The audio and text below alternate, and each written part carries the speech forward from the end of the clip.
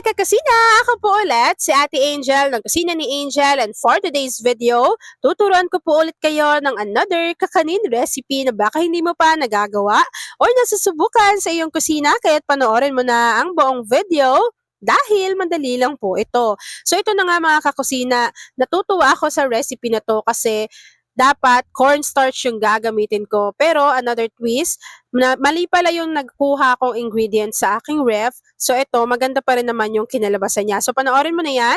So una, meron tayo ditong inilagay na 200 ml na coconut milk.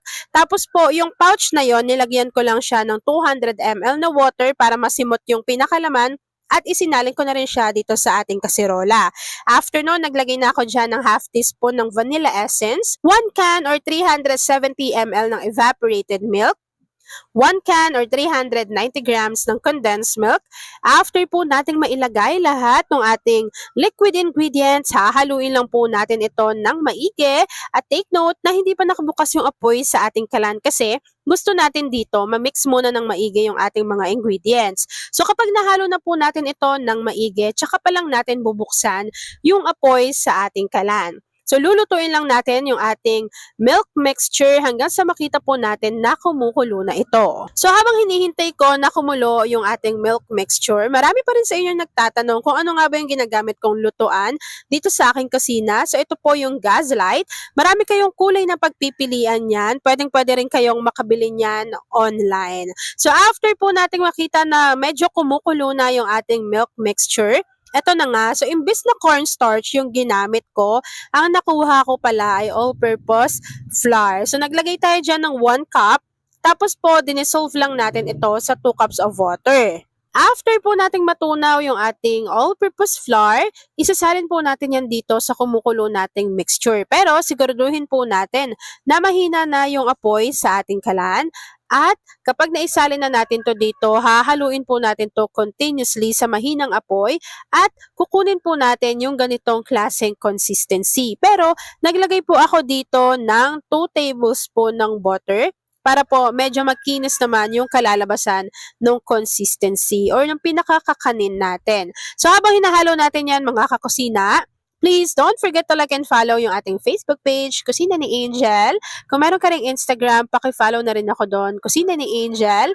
At kung gusto mong matuto pa ng iba pang mga recipes o kaya naman gusto mong mag-share ng mga niluluto mo everyday, pwedeng-pwede kang sumali sa ating Facebook group. Andyan lang po yan sa ating Facebook page. At ayan na nga mga kakusina, nung hinahalo ko pala to, pinakita ko dyan sa inyo na meron tayong gagamitin na toppings, yung ating ube halaya at keso. So, ito po, nabili ko lang din siya sa palengke. Tapos, ito na yung gagamitin natin. So, iniwa ko lang yan ng maliliit.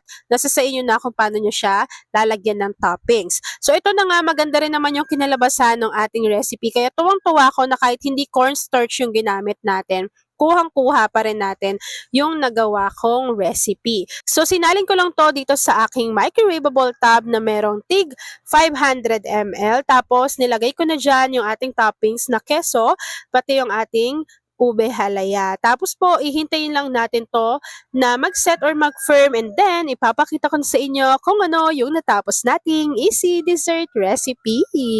At ayun na nga mga kakusina, nag-set na or nag-firm na yung ating recipe kaya naman this time, pwede na po natin tong i-enjoy.